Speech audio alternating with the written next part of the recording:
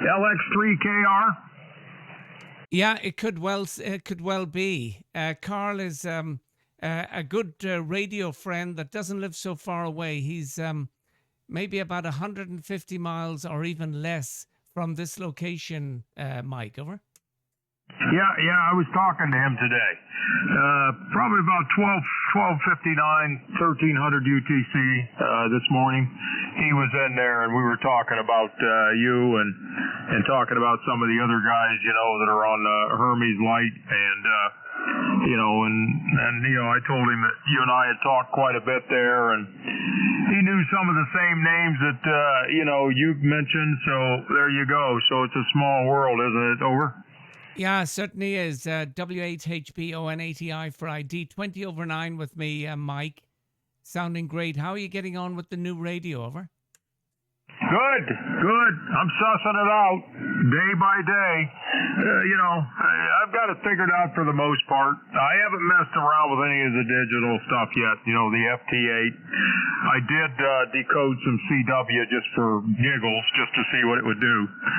Have not messed with the RIDI or FT8 or any of that stuff.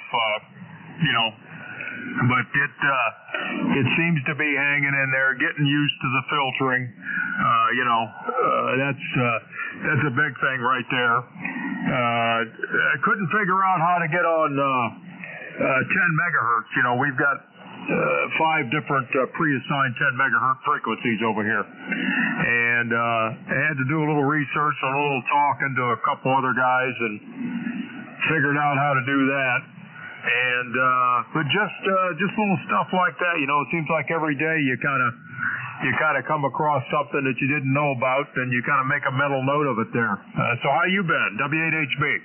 Yeah, I've been very good. I had 3 days off, and I changed some things in the antenna part of the station. One, I put up a 4-element delta loop for with a it's probably nearly an 18, or even it could be nearly a 20 meter boom for 10 meters. That's one thing I did. It's about 11 meters above the ground. And the other thing which I'm interested in, trying in the future with you, I put up. I have a dipole for 40 meters, and I moved it from 11 meters above the ground to 16 meters above the ground, and one leg, the inner core of the coax, is flatlined to a tree, and then the other one drops down about 6 meters. So that's working really well. Very happy with that. So I'm looking forward to a copy with you on 40 meters, Mike. Over. Oh yeah, we can do that. I went down there just a little bit earlier. I was kind of looking around. There wasn't a whole lot of activity on there. There's a few of the same guys on the same frequencies every night. They're pretty much on 40. So at the DX window, I usually go from about 130, 135 up to. I'll just kind of scroll up and down up to about 195. 7.200 is out of control, so I don't go near that frequency. So that's another story. You and I have talked about that. But I'll tell you what, the signal's just booming from your side of the pond there. Actually, there was a guy in Belgium in there, I think, that called somebody earlier tonight and was talking to him. I just caught the very tail end of the conversation. I think they were on 7.150. Go ahead. Yep, could well be. I noticed when I was just down there a few minutes ago. I was just closing up for the night, and there's quite a big a big amount of the that part of the band now on our side with some sort of a radar type noise. Over.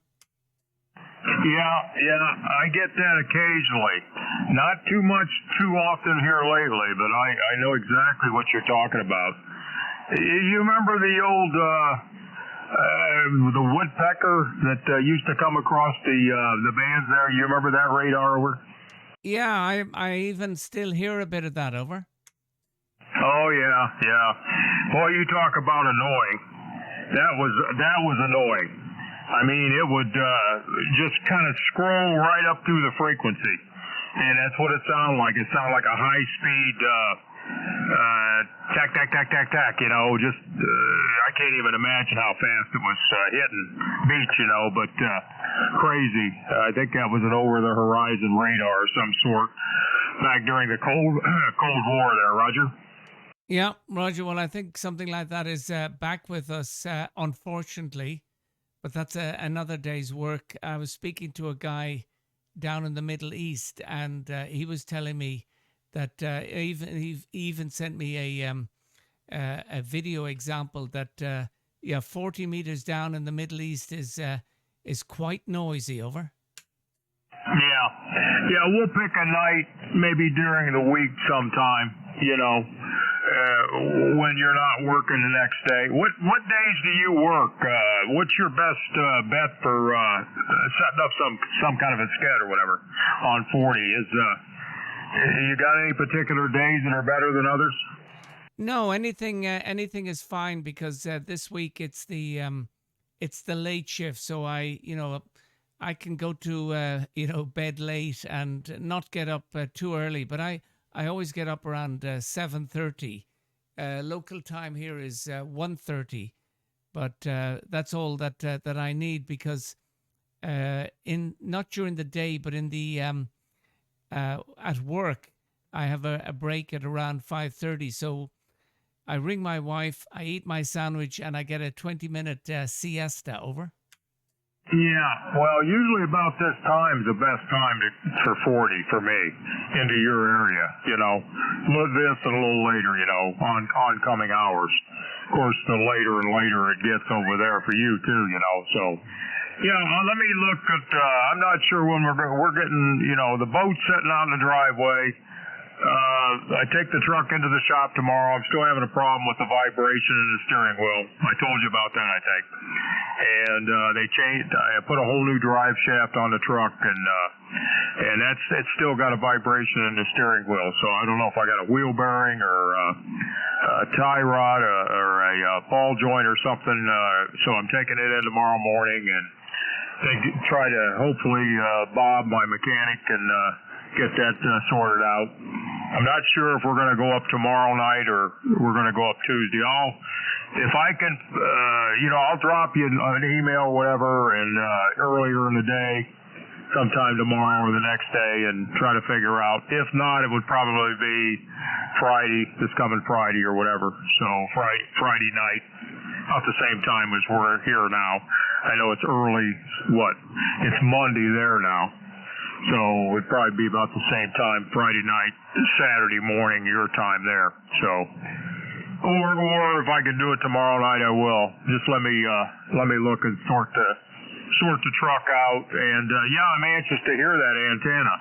So is that refresh my memory? Did you build this antenna, or is this something you bought? Over W8HB. Yeah, W8HB. No, well, this is just. A Mickey Mouse dipole. So it's a quarter wave dipole, and the mast is quite interesting. It's a crank over, and it's 16 meters high, and it just comes down. It's on a pole with a winch, and you just drop it down. A pal of mine, I told him what I wanted, and he made it, and it works terrific. You know, even on the windiest day, I never take it down. Over. Oh, okay. Huh. That's interesting. Yeah. Well, we'll try it out and get together there. You know, I was just telling one of the guys, where in the heck was he at? Oh, heck. I'm trying to think what country he was at. I was talking to a guy who was limited, you know, on space and everything, and I told him about the Alpha Delta DXA sloper that I use, and I've had it, about almost 40 years I've played that antenna. That same antenna sloper, it's got 40, 80, and 160 on it. And I think I've got 200 countries confirmed on 160 on that sloper. But I was telling him about it. He said, interesting. But yeah, what I was going to tell you, let me back up for a minute. I started getting some experience in some high SWRs on my 4160 leg. So I've got a row of pine trees on the west end of the property there, and I moved them. I moved the wire, the 4160 wire, on the other side of the pine trees, and wouldn't you know it, that daggone standing wave went rock bottom. I mean, it doesn't even move. That much of a difference. And so the only thing I can figure out is there must have been some reflectivity off of the trees there, and the vegetation, enough to kick that standing wave up. So yeah, we'll give her a whirl here in the next few days there, Roger. Yeah, Roger, and I think Friday night, that sounds better because there's no work normally on Saturday, over. Yeah, I'm going to make a note here and put it on my phone to remind me Friday morning sometime here, and I'll look and see what's going on there, and we'll come up with a couple of different. What is your operating range there on 40 phone? Over. Yeah, 40 phone is 7. Well, if you want to be really about it, it's about 7065 to your favorite frequency, 200. Over. Okay, well, we can't go that low. We can only, not on phone. We can only go down, I think it's you don't want to go that low, but it's 125. I think it's, you're supposed to stay at least 3 above. So I usually don't go below 130, 135, somewhere in there. So there you go. Yeah, we'll figure it out and suss it out and go from there. I'll put a note on my phone there to remind me. So, but everything else is good here. I can't complain. It looks like we're finally going to get some rain this week after 3 weeks of drought. It's so bad. I mean, you can walk across the yard and you can hear the grass crunching underneath your shoes. Over. Yeah, well, we've had a bit of rain, but we need more. But I prefer the rain at night while I'm sleeping. I suppose most people feel like that. But anyway, I thought you were going to say, and finally 10 meters is open. Over. Oh, yeah, that too. Yeah, I tell you what, I've been on 10, this W8HB, pretty much, on and off all day today. And I worked the Fox Papa, which, that's just a stone's throw from here, and St. Pierre, and worked Market Reef on CW on 1015. I think I got him on 22. So, but I just talked to Dennis over in Thailand on 40 or on 20 here. He was on 227. Hotel Sugar Zero Zulu Mike Yankee. I'm sure you've heard him in there. But I kind of jumped around all over the place here today and yesterday too. I was actually on some FM too on 10. I was up on 29 500, 29 600, and worked a Norwegian station, a mobile station actually in Norway on 10 meter FM. Over. Yeah, Roger. Well, there's another band we'll have to get together on. And there was someone also that made contact with you on 10, and they told me that they heard you and spoke with you, but I'm not sure who that is. Well, look, Dennis, of course, I was talking to him last week.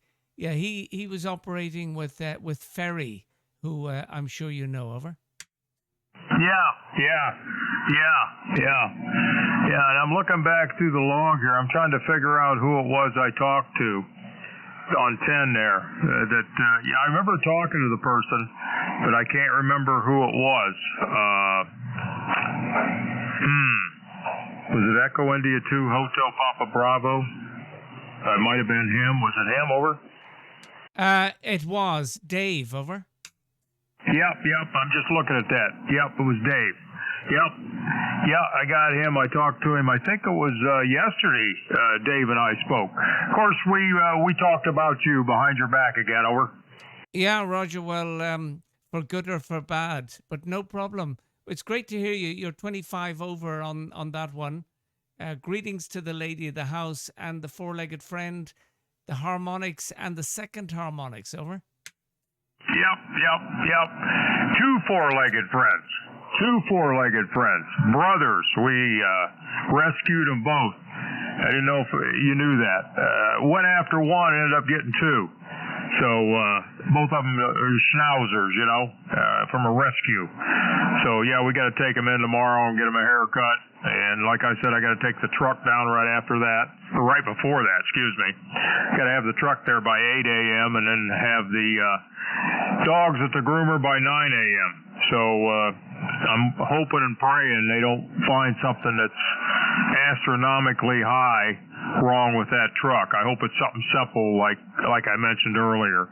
So keep your fingers crossed for me. All right, John, get yourself some shut-eye. I'm going to try it here in a little bit. Try to get my beauty sleep so I don't keep cracking these mirrors, okay? Yeah, Roger. Well, good luck with the truck and the whole lot and the grooming of the of the two four-legged friends. Yeah, well, we've got two four-legged friends of the cat variety, and their brother and sister, and they're good friends. The mother lives outside; she doesn't come in, but one of them comes in all the time, and the other one, his sister, comes in when it's cold. So 35 over 9 on that last one, and we can communicate on Messenger as regards a sked on 10 meter or even on 40 meters, and we'll have to do 10 as well. So yeah, I have to. Well, I'm going to go to bed now, but I have to get up at around 7:30. I have to bring my car, or not my car, my wife's car, for the annual check sponsored by me from the government. Over. No, yeah, you told me about this last year. I remember you mentioned this, that you had to get the vehicle inspected. Yeah. Well, good luck with that. And I hope everything goes well with that. Yeah, we can use Messenger. I'll shoot you a message or whatever. It'll probably be our time here sometime Friday, Friday morning, Friday afternoon there. So I'll put it on my phone to give me a ding on my telephone to remind me on my cell phone. So, all right, have a good night, and we'll catch up with you again there. ON80I, W8HB. We'll see you, okay? Yeah, thank you, Mike. Till the next time, and greetings around the house. Terrific signal in Belgium, and always lovely to hear you and lovely to speak with you. Till the next time, and hopefully soon. Whiskey 8 Hotel Bravo, Oscar November 8 Echo India. Bye-bye from Belgium, Mike. Over.